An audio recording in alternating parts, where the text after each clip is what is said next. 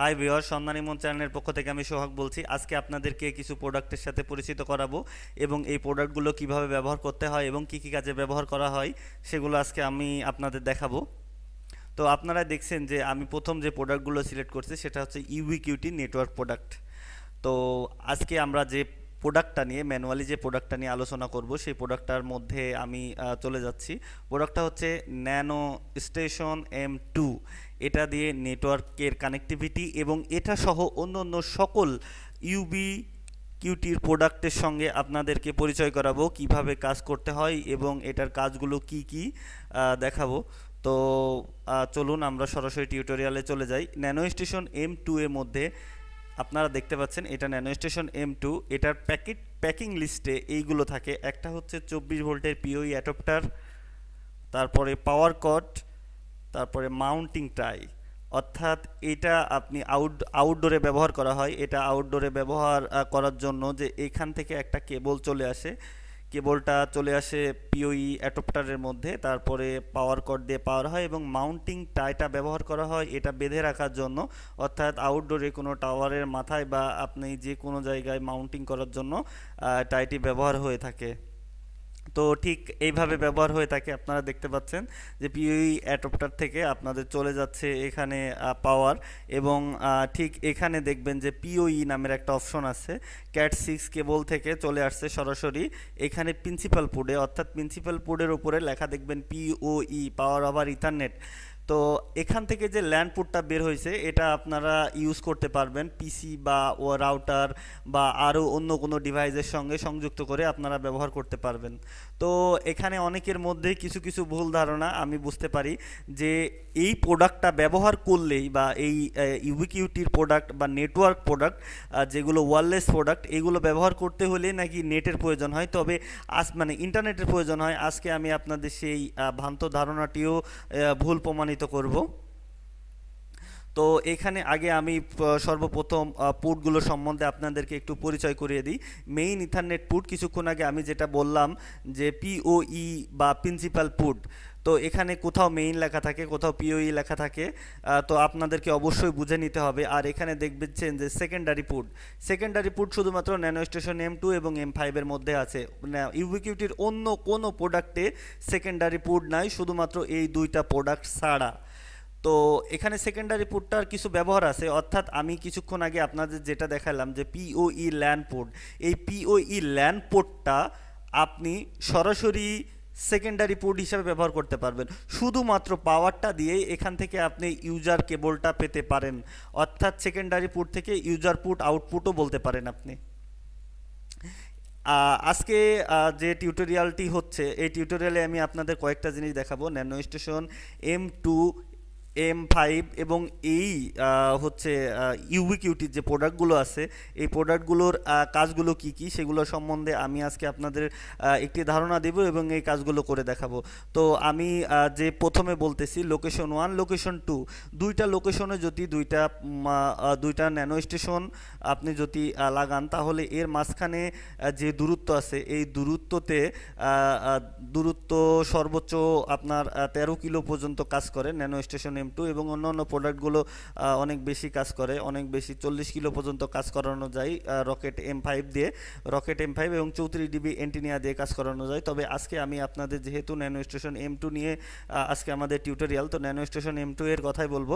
এখানে যদি আপনি একটা লোকেশন 1-এ একটা ন্যানো স্টেশন M2 লাগান এবং লোকেশন 2-এ যদি ন্যানো স্টেশন M2 লাগান তাহলে আপনারা দুইটা যদি প্রোগ্রাম করে দিয়ে দেন, দুইটার সাথে সংযোগ করে দেন, তাহলে এরা নেটওয়ার্কটি পাস করবে। প্রথমে এখান থেকে যদি আপনার নেটটা ঢুকে তো এখান থেকে এটাতে আসি প্রথমে এয়ারম্যাক্স হয়ে যাবে এবং এয়ারম্যাক্স থেকে রিসিভ হবে, রিসিভ থেকে আপনি ব্যবহার উপযোগী হবে। এটা একটি কার্যকরী পদ্ধতি। এরপরে আমরা দেখব পিটিএমপি লিঙ্ক, অর্থাৎ এটা আপনি ন্যানো স্টেশন M2 আকারে ধরে নেন। এখন এটা শুধুমাত্র আমি এপি মোডে যদি করে রাখি তাহলে স্টেশন মোডে ইচ্ছা করলে আমরা অনেকগুলো প্রোডাক্ট ব্যবহার করতে পারবো, মানে অনেকগুলো স্টেশন ব্যবহার করতে পারবো, অনেকগুলো স্টেশনে আমরা ডেটা রিসিভ করতে পারবো। অর্থাৎ ক্লাউড ডেটাটা আমরা যদি M2 একটা এপি মোড প্রোগ্রাম করে এটার মধ্যে দিয়ে দিই, তাহলে অনেকগুলো ন্যানো স্টেশন আমরা স্টেশন মোড হিসাবে ব্যবহার করতে পারবো, এবং বিভিন্ন জায়গায় বিভিন্ন দূরত্বে ব্যবহার করতে পারবো। তো এটা আর একটা পদ্ধতি। এটা হচ্ছে হটস্পটস পদ্ধতি। এটার জন্য আলাদা করে একটা টিউটোরিয়াল করার প্রয়োজন।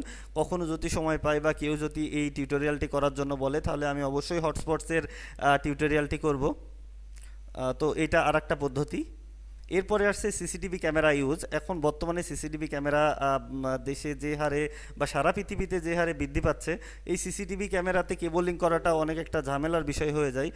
অনেকেই সিসিটিভি ক্যামেরার কেবলিং করতে গেলে মানে অনেক সমস্যার মধ্যে পড়ে, বিশেষ করে ফিল্ডে বা গ্রামে ফাইবার কেবল দিয়ে কিলোকে কিলো সিসিটিভি ক্যামেরা লাগানো সম্ভব না।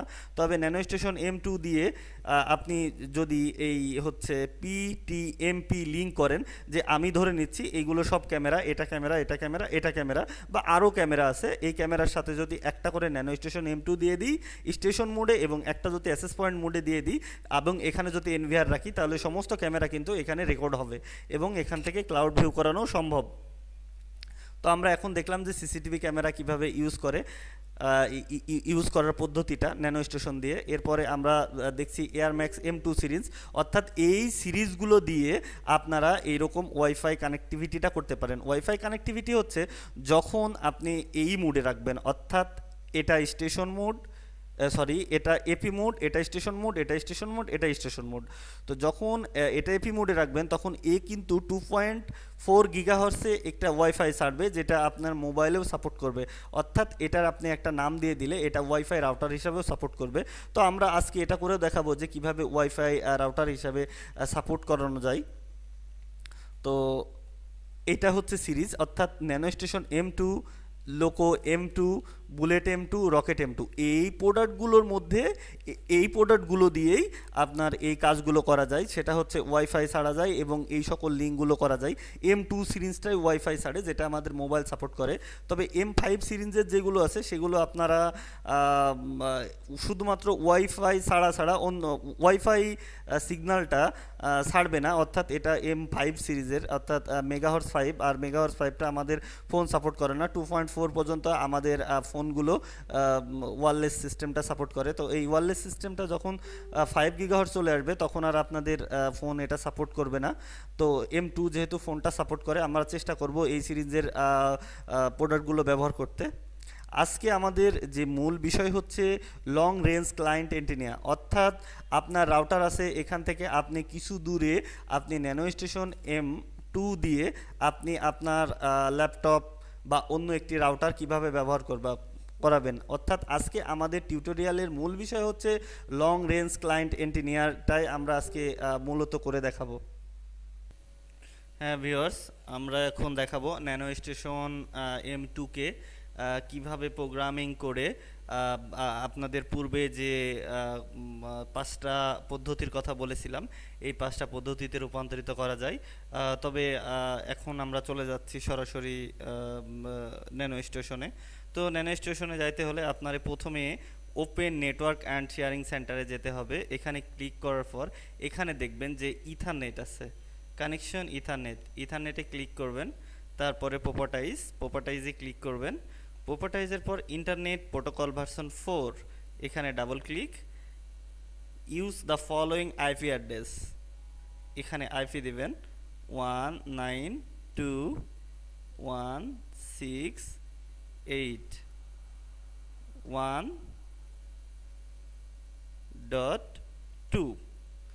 আমি আইপিগুলো আপনাদের অবশ্যই ডিসক্রিপশন বক্সে দিয়ে দিব। তো এখানে দেখবেন যে সাবনেট মার্কসে শুধু ক্লিক করলেই চলে আসবে। তো আর কিছু বসানোর দরকার নাই। অনেকেই এগুলো আইপিগুলো দেওয়ার কথা বলে, কিন্তু এগুলো না দিলেও চলে, নো প্রবলেম। তো আমি ওকে করে দিচ্ছি, ওকে। তো আপনার পছন্দ মতো একটি ব্রাউজারে যাবেন। আচ্ছা, আমি গুগল ক্রোমেই গেলাম। এখন এখানে একটা ডিফল্ট আইপি আছে, অর্থাৎ সকল ইউবিকিউটির প্রোডাক্টের ডিফল্ট আইপি হচ্ছে 192.168.1.20। তো আমি এটা লিখি 192.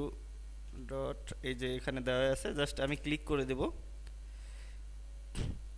ক্লিক করে দেওয়ার পর চলে আসছে সরাসরি একেবারেই আমার ইয়ের ভিতরে, ন্যানো স্টেশন M2 এর ভিতরে একেবারে প্রোগ্রামের ভিতরে চলে আসছে। তবে অনেক সময় যদি না আসে, দেখবেন নিচে একটা অ্যাডভান্স লেখা থাকবে, অ্যাডভান্সে ক্লিক করার পরে তার নিচে দেখবেন ইউসেপ লেখা থাকবে, তখন এটাতে চলে আসবে। তো সো আমরা এখন চলে যাচ্ছি প্রোগ্রামে। তবে এটার ডিফল্ট ইউজার নেম হচ্ছে UBNT, পাসওয়ার্ড ডিফল্ট হচ্ছে UBNT। আর এখানে কান্ট্রির কথা বলা হয়েছে, কান্ট্রি সবসময় চেষ্টা করবেন কান্ট্রিটা ইউনাইটেড স্টেটস দেওয়ার জন্য। ল্যাঙ্গুয়েজ ইংলিশ, এগ্রিমেন্টে ক্লিক করবেন, I agree, term and condition লাইসেন্সে ক্লিক করবেন, ক্লিক করার পরে লগ ইন করবেন। এটাও কিন্তু একটা প্রোগ্রামের অংশ, অর্থাৎ ন্যানো স্টেশন M2 এর প্রোগ্রামের একটা অংশ। সো আপনি সর্বপ্রথম এখানে দেখেন আপনার পাসওয়ার্ডটা চেঞ্জ করতে বলছে, অ্যাডমিনিস্ট্রেটরের পাসওয়ার্ডটা আপনি সর্বপ্রথম চেঞ্জ করে নেবেন। দেখেন এখানে লেখা আছে অ্যাডমিনিস্ট্রেটর ইউজার নেম। তো এখানে দেখছেন একটা সার্চ অপশন আছে, এখানে ক্লিক করবেন। এখানে আমার ডিফল্ট পাসওয়ার্ড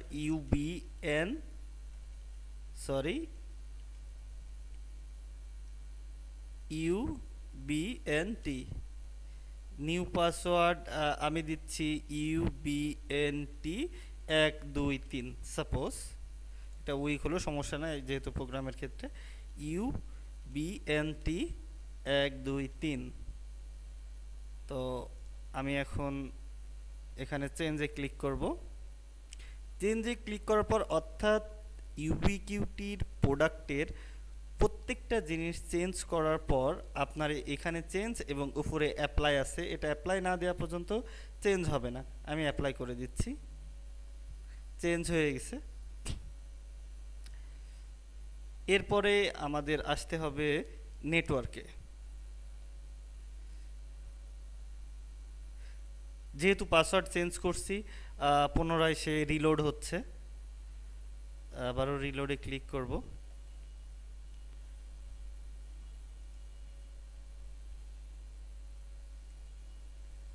দেখুন চলে আসছে। তো এখানে দেখেন ডিফল্ট আইপিটা আছে, অর্থাৎ যে আইপি সার্চ দিয়ে আমি এই ন্যানো স্টেশন M2 মধ্যে ঢুকছি, এই আইপিটা অবশ্যই চেঞ্জ করতে হবে। কারণ এটাতে সমস্যা হচ্ছে যখন আপনি দুইটা মেশিন একই আইপি থাকবে, অর্থাৎ nano station to nano station, point to point যখন সংযোগ করবেন, দুইটার আইপি যখন এক থাকবে, তখন আপনার এই পাশেরটা থেকে ওই পাশেরটাতে ডেটা পাস হতে অবশ্যই প্রবলেম হবে। অর্থাৎ অবশ্যই খুবই জরুরি এই আইপিটা চেঞ্জ করা। আমি এখানে 80 দিয়ে দিচ্ছি, চেঞ্জ, অ্যাপ্লাই। আইপিটা চেঞ্জ করার সঙ্গে সঙ্গে যেহেতু এটা 20 দিয়ে লগ ইন হয়েছে, এখন এটা কিন্তু 80 দিয়ে লগ ইন হবে। অর্থাৎ আমি অ্যাপ্লাই করার সঙ্গে সঙ্গে আমারে এখান থেকে কিক আউট করবে, এরপরে আমারে আবার পুনরায় নতুন করে ঢুকতে হবে। ওকে, আমি তাহলে অ্যাপ্লাই ক্লিক করছি।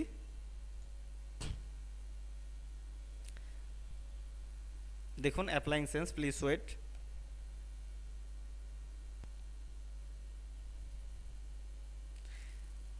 দেখুন ভিউয়ার, আমি কিন্তু প্রথমে এটার কথাই বলছিলাম, এই যে এখানে অ্যাডভান্স, অর্থাৎ যখন আপনি কোনো নতুন এই প্রোডাক্টগুলোর আইপির মধ্যে ঢুকবেন, তখন ঠিক এইরকমভাবে আপনার পেজ দিবে। আপনি মনে করবেন যে প্রথমে আপনি বিভ্রান্ত হবেন, কিন্তু আসলে এটাতে কোনো সমস্যা নাই। দেখুন এখানে অ্যাডভান্স অপশন আছে, অ্যাডভান্সে ক্লিক করার পরে যে ইউসুফ আছে এখানে ক্লিক করে দেবেন। এরপরে দেখেন নতুন করে ঢুকতে হবে, এই যে 192.168.80, অর্থাৎ 20টা দিয়ে আর কখনোই সার্চ হবে না বা 20 দিয়ে কোনো কাজ করবে না। এখন আমরা এটার ইউজার নেম দেবো, যেহেতু আমরা ইউজার নেম চেঞ্জ করি নাই, তো ইউজার নেম UBNT হবে। এখানে আমরা মনে আছে যে UBNT 123 পাসওয়ার্ড দিয়েছিলাম। তো লগ ইন। দেখুন আইপিটা আমাদের চেঞ্জ হয়ে গেছে। আর এদিকে আমাদের আর কোনো কাজ নেই, এখন আছে ওয়্যারলেসে। যেহেতু এটা আমরা স্টেশন মোডে কাজ করে দেখাবো, অর্থাৎ একটা রাউটারের সাথে লিঙ্ক করে দেখাবো আপনাদের। আমার এখানে টিপি লিঙ্ক রাউটার আছে, এই টিপি লিঙ্ক রাউটারটারে ঠিক এই ন্যানো স্টেশনটা দিয়ে আমি সেটারে কানেক্ট করব এবং কানেক্ট করে দেখাবো কিভাবে কানেক্ট করতে হয়। এখানে স্টেশনই সিলেক্ট করা থাকবে। এখানে দেখেন আরেকটা অপশন আছে অ্যাসেস পয়েন্ট। অ্যাসেস পয়েন্ট হলে এ নিজেই রাউটার মোডে চলে যাবে। অর্থাৎ আরেকটা নিজে তখন ওয়াইফাই স্ট্রেঞ্জটা ছাড়বে এবং অন্য ন্যানো স্টেশনগুলোরে বা অন্য ন্যানো স্টেশনগুলোরে সে সার্ভিস দিতে পারবে। তো আমি এপি মোড করব না, স্টেশন মোডে রাখবো। স্টেশন মোডে রাখার পর দেখেন এখানে ডাব্লিউডিএস ব্রিজ মোড এখানে আছে, তো আপনি এটা ইনেবল করে দেবেন। আর এইখানে একটা এসএসআইডি নেম বলছে, এই নেমটা আপনারা দিয়ে দিবেন। নেম আমি একটা নেম দিয়ে দিলাম SOLE। তো এখানে আপনি কান্ট্রিটা ইউনাইটেড স্টেটস রাখবেন। আর এখানে চ্যানেল উইডেন আপনি রাখতে পারেন 20ও রাখতে পারেন বা অটোতেও রাখতে পারেন, তবে 20 রাখলে ভালো হয়। তো এখানে আউটপুট আউটপুট পাওয়ারটা একেবারে ফুল করে রাখবেন। এখানে এন্টিনিয়াটা এখানে অটো করা আছে, এমবিপিএসটা অটো। আর এখানে আপনি চাইলে সিকিউরিটিও করে রাখতে পারেন, WAP সিকিউরিটি। এখানে সিকিউরিটি দিলে সিকিউরিটি কোডের মাধ্যমে কাজ করবে, তো আমি সিকিউরিটি ছাড়াই এখন কাজ করব। এখন আপনি সিলেক্টে ক্লিক করবেন। এখানে সিলেক্টে ক্লিক করার পর দেখবেন যে অনেকগুলো মানে অত্র এলাকায় যতগুলো রাউটার আছে প্রত্যেকটা রাউটার পাইছে। এখন যদি আমি আমার মোবাইলের ইয়েটা অন করি, আপনার হচ্ছে হটস্পটটা অন করি, তাহলে দেখবেন যে আপনার ফোনও পাবে এখানে, অর্থাৎ একটা ফোন রে অনেক দূর থেকে সে ধরতে সক্ষম। এখন আমি যেহেতু কানেক্ট করব এটার সাথে, এটাতে দেখুন সিকিউরিটি দেওয়া আছে WPA। তো আমি এখানে ক্লিক করব, ক্লিক করে লক টু এপি মোড। এখানে দেখেন সিকিউরিটিটা চাচ্ছে, অর্থাৎ আমার যে রাউটারে আছে এই রাউটারে যে সিকিউরিটি দেওয়া আছে এই সিকিউরিটি কোডটা চাচ্ছে, তো আমি সিকিউরিটি কোডটা দিয়ে দিই।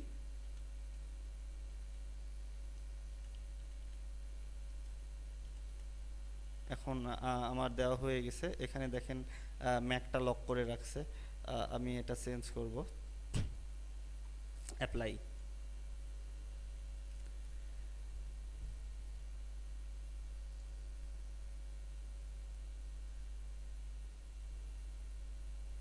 দেখুন আমরা প্রায় আমাদের কাজটা করে ফেলছি। আবার পুনরায় রিলোড।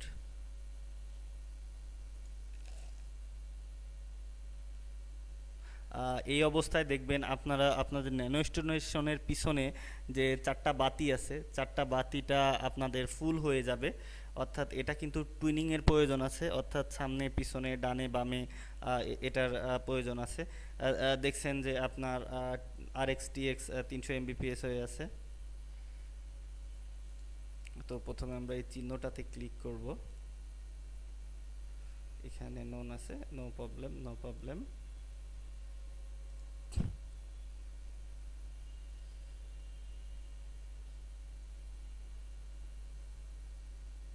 এখানে আপনারা দেখতে পাবেন টুলস আছে, তো আপনি টুলসে ক্লিক করবেন, তারপরে অ্যালন অ্যান্টিনিয়া। এখানে আপনারা দেখতে পাচ্ছেন যে DBM 37, 36, 43 মাঝে মাঝে হচ্ছে। তো এই যে 32, 33, অর্থাৎ এটা কিন্তু একই রাউটারটা একেবারে আমার পাশে আছে, এই জন্য অনেকেই মনে করতে পারেন যে 33 আছে, আমার এটা 1 বা 2 বা 10 হলে কেমন হতো, অনেক বেশি সংখ্যাটা মনে হচ্ছে। আসলে এটা ঠিক তেমন না, এটা হচ্ছে এই সংখ্যাটা, অর্থাৎ 33 33 যেটা আছে এটা এটা এর নিচে নামে না সচরাচর, আমরা কখনো দেখি নাই যে 33 নামছে। তো আপনারা মনে করতে পারেন যে আমি নামার কথা বলছি, এটা ঊর্ধ্বগমন করলে কি ভালো না, এটা যত উপরে যাবে, অর্থাৎ এখানে দেখবেন যে নয়েজ ফ্লোর লেখা আছে 83 dBm, অর্থাৎ 83 পয়েন্টে যখন এটা চলে যাবে তখন এটা দিয়ে আর ডেটা পাস করানো সম্ভব হবে না। এখানে ম্যাক্স সিগন্যাল দেখেন 65 আছে, অর্থাৎ 65 যদি থাকে তাহলে এটা বেটার। এখানে কিন্তু আর একটা জিনিস আছে আপনাদের দেখায়, অ্যাডভান্সে ক্লিক করলে আপনারা বুঝতে পারবেন। অ্যাডভান্সে দেখেন যে এলইডি একটা দেওয়া আছে, এখানে কিন্তু 4টা এলইডি আছে পিছনে, 4টা না সরি 6টা এলইডি আছে, 2টা পাওয়ারের আর ল্যান্ডপুট পাওয়ার জন্য, আর লাস্টে যে তীর চিহ্ন দেওয়া এলইডি আছে 4টা।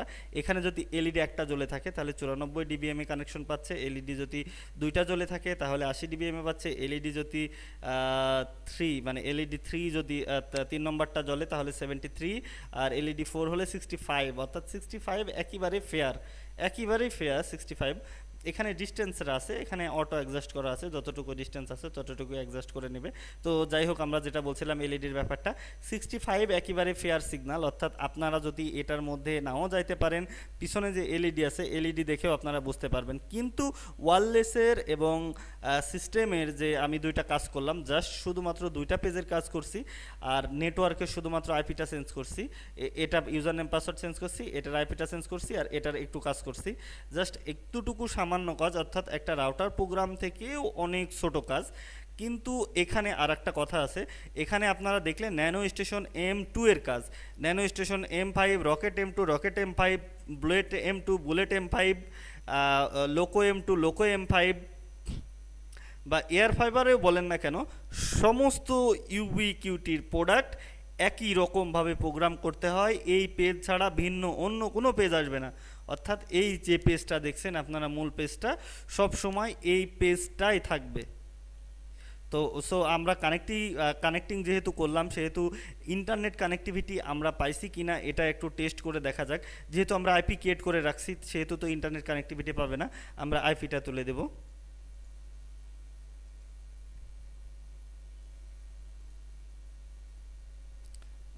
আইপিটা তুলে দেব, আইপিটা এখানে। ওকে ওকে, জি, আপনারা দেখতে পাচ্ছেন কিছুক্ষণের মধ্যে হলুদ চিহ্নটা সাথে সাথে সরে গেছে। এখন আমরা ইচ্ছা করলে এখানে নেট ইউজ করতে পারবো। আমরা দেখি গুগল, দেখুন চলে আসছে।